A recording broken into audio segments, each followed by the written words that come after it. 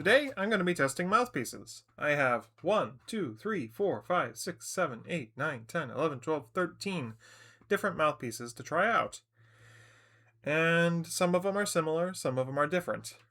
I will try to announce what each mouthpiece is before playing, and then I'll basically go through a couple excerpts to kind of gauge what it sounds like. I'm not going to try to do too much adjustment to my approach or the horn or intonation or whatever. Some things will be better, some things will be worse, depending on the mouthpiece. I'll basically just give myself a little bit of chance to feel out where my hand position should go, and then I'll record each take. So, without any further ado, I'm going to set my recording level back down to 45% from 100, so that way I don't blow out this microphone while trying to record the Tchaikovsky 4. So the excerpts will be Tchaikovsky 4, opening, just part of it, Tchaikovsky 5, the Andante Cantabile, just part of it, Beethoven's 3rd Symphony, second horn, trio, and Mahler's 1st Symphony, 3rd movement, the 4th, or the low bit, with the la-dee-dee-dee-dee, with the demented Ferrara Jacques. And then at the very end, when I'm done with everything, I'll play an octave slur up to a high C.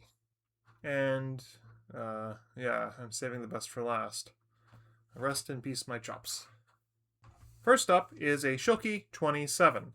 This is I think it's a 16 or 14 bore. I think this is a 14 bore on this particular one.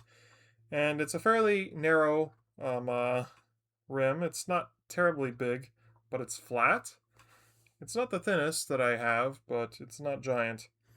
The overall shape of the cup is a little bit more on the funnel side to me, but it is maybe a more Chicago-friendly style mouthpiece compared to some of the later ones we'll be talking about. This is what I would call more of a high horn style mouthpiece.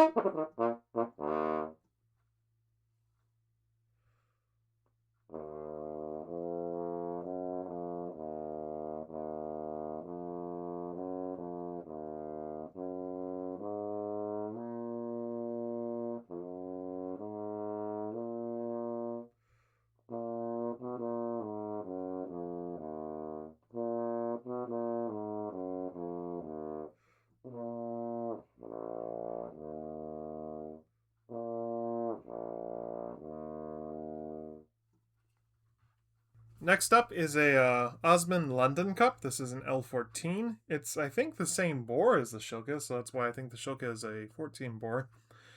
The rim size here is actually maybe even a little bit thinner. It's maybe a smaller inner diameter by just a little bit. They're pretty similar, though. This one is a bit more cup shape, whereas with the Schilke, it's deep enough that I start to think, oh, they're maybe kind of called a little bit of a funnel. No, this one's a cup shape mouthpiece. This is another high horn mouthpiece.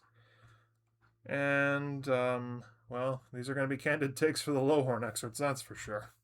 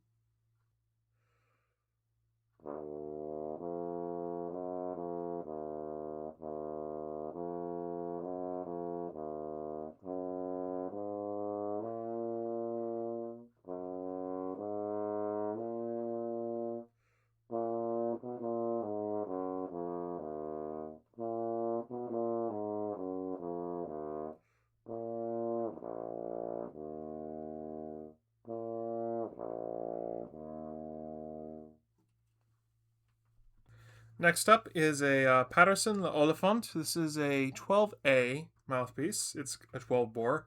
This one is a bit deeper than the Osmun. It's a slightly bigger bore, but you can kind of think of it as being maybe a little bit more funnel-like than the Osmun, but really just taking the Osmun shape and just making it a bit deeper.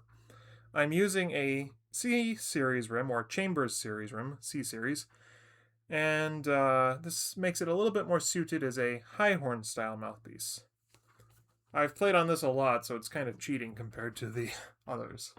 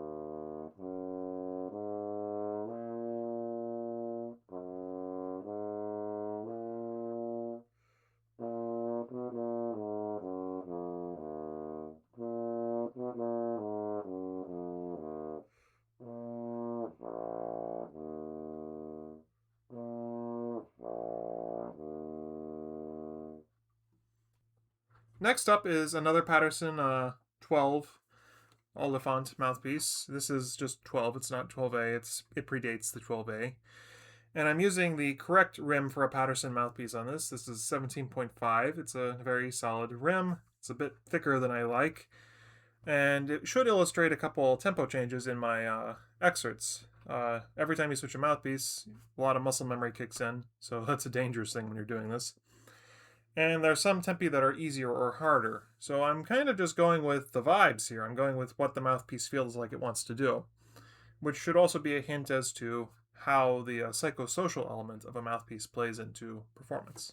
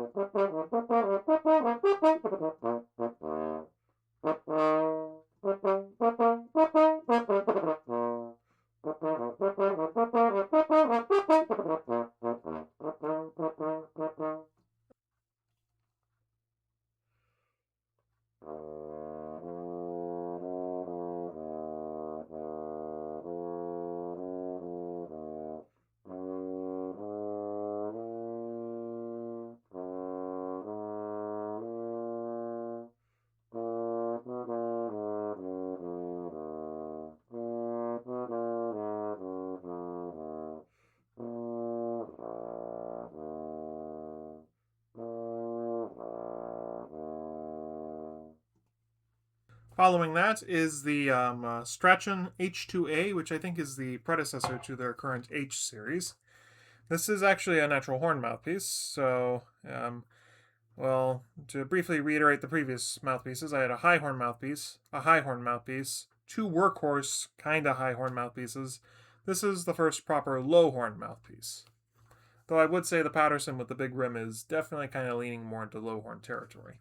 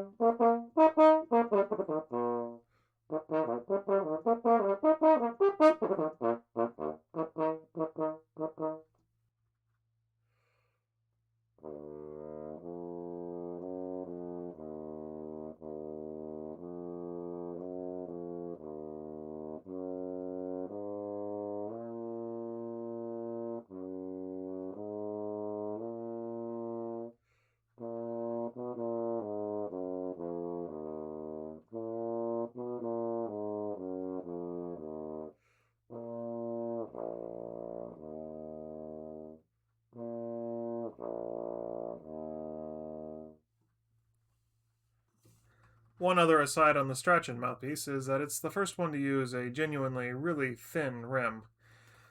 Next up is probably one of the most common mouthpieces for Kruspe horns ever made, the C10. This is the Stork version of it. I've played a lot on this mouthpiece, and it's a lot of fun. This one is the last mouthpiece that's genuinely suited to the horn I'm playing on. Every other one I'm kind of asking for trouble with how big the bore and cups are.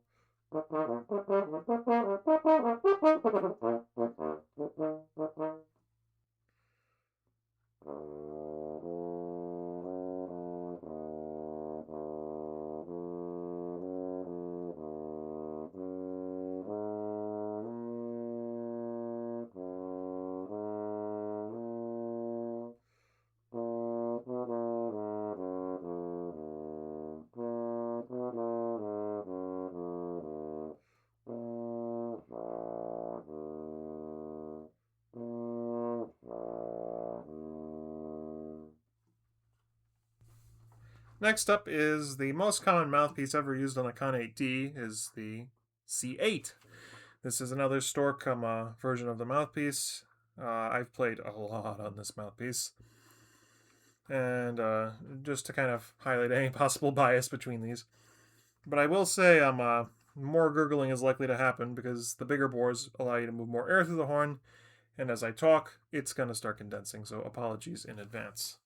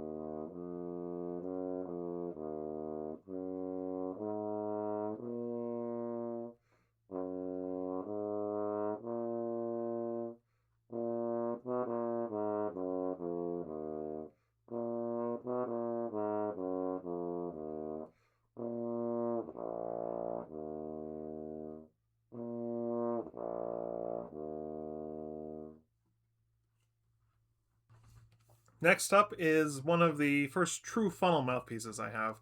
This is a Joseph Clear Vienna horn mouthpiece. I think it's like WH3C or Vienna horn 3C. This one is a slightly smaller rim than some of the other versions they have, so you could say that this is the last of the workhorse mouthpieces. So the Schilke, Osmun, high horn mouthpieces. Patterson's, kind of high horn mouthpieces. Strachan, specialist. C10, C8, workhorse. Patterson's are also kind of workhorse. This is the last workhorse, middle of the road. I'll have to adjust my hand position for this one because it's a European shank, so otherwise our tuning is going to be quite strange.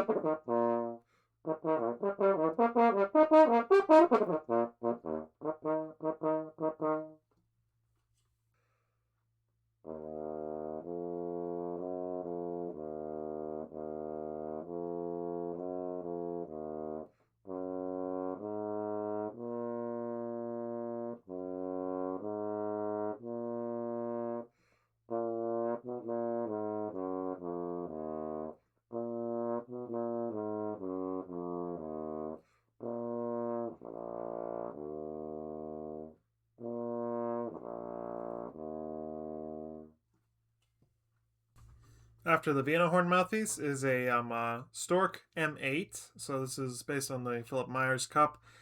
Well, I guess it is the Philip Myers Cup, but it's an 8 bore, so that makes it a little bit more reasonable. This is another mouthpiece. It's not a Euroshank, but it's practically as long as one, so it takes a slightly different hand position as well.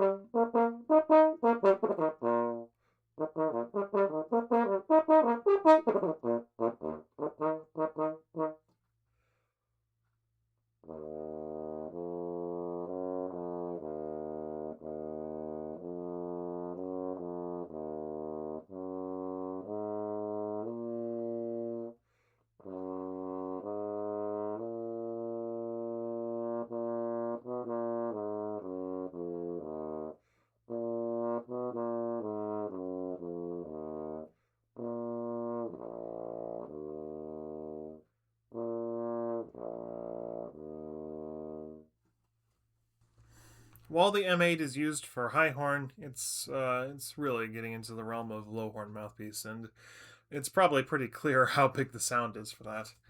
Hopefully, it's clear the sound is bigger. One thing I've been noticing in getting on different mouthpieces is some things are easier, and thus my rhythm changes because I'm like, oh, that's easier, I can go faster, and then the rest of me takes a couple seconds to catch up. The next mouthpiece is a C1, again, Stork model. This thing can guzzle air if you let it, so we'll see what it does.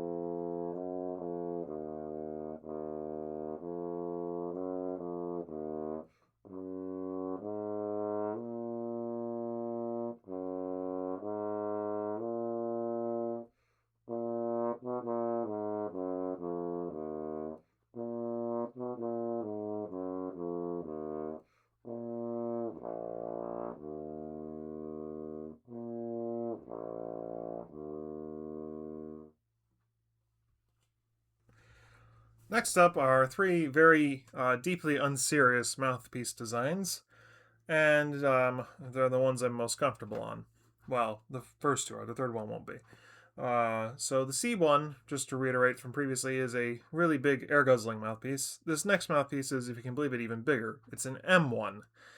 I use a lot of air when I play, so I'm fairly comfortable on this. I don't think most people would find these terribly useful. But sometimes you do.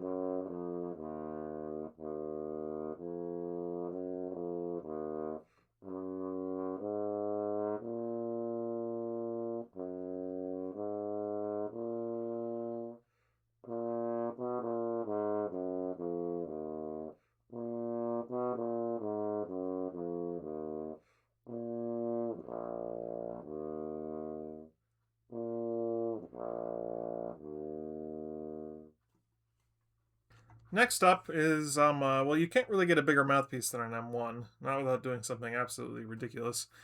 So what I have is another M1, but this one's gold on the inside. So there will be some differences, I think. This is my main axe mouthpiece, and part of why I alluded to the M series getting better the longer you play it. The second round, I think, will be quite revealing for that reason.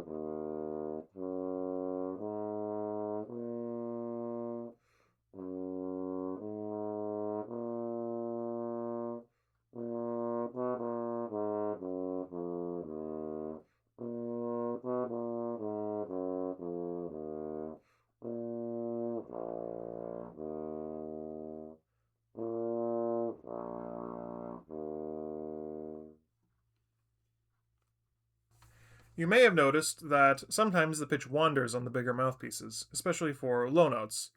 Other times it's in better intonation than any of the previous ones. That's because when you have a really big bore and a really deep cup, you can kind of put the pitch wherever you want it. So if I'm paying attention, it's good. And if my attention wanes, it's not good. Next up is another C1 that I have, but I've put a much bigger rim on it, specifically the 17.5mm rim. So this is about as much air as I can ram through a mouthpiece in as short a period of time as possible, so you'd think it'd be good for low horn, but we'll see.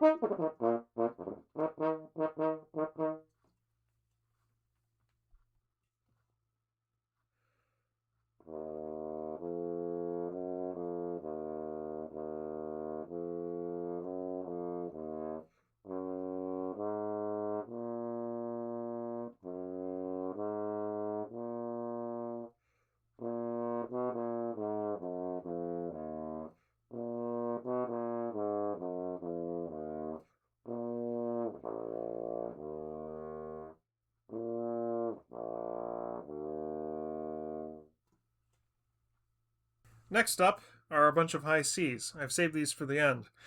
But I'll be going in reverse order for the mouthpieces, so that's at least a saving grace for me. I will say that although the weird C1 configuration I have works really well for spiking the middle notes in Beethoven 3, it's highly unpleasant on my face for everything else. So, here's our round of high Cs, in reverse order.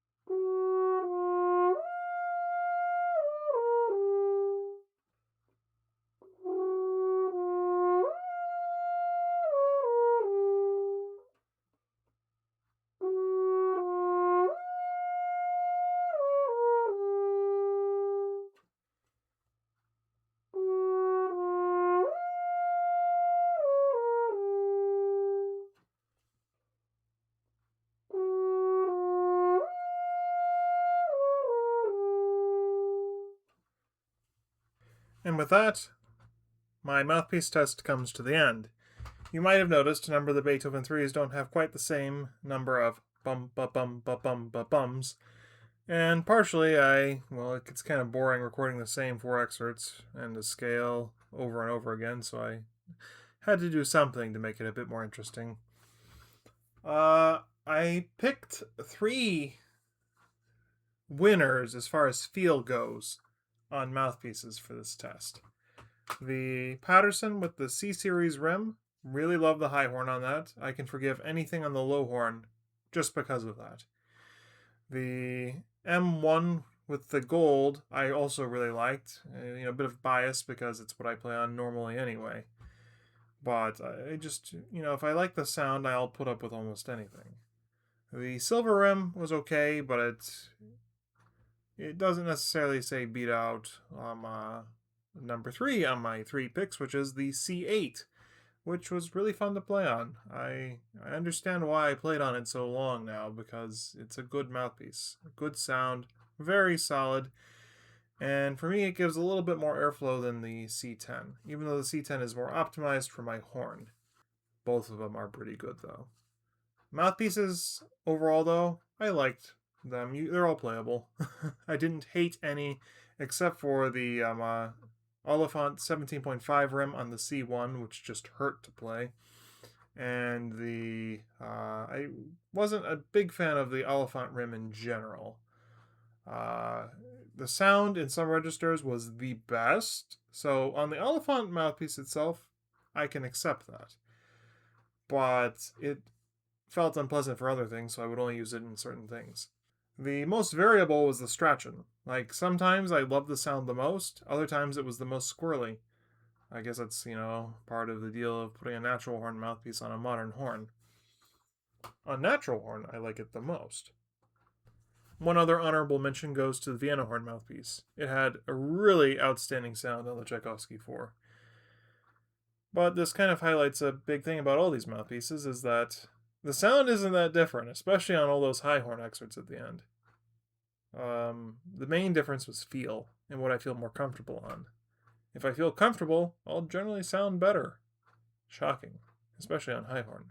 Low horn, I did find that the larger cups and larger bores did make a pretty big difference. So there is something to be said for that. If your low horn is not going so great, you might need more mouthpiece, basically, in order to make it sound.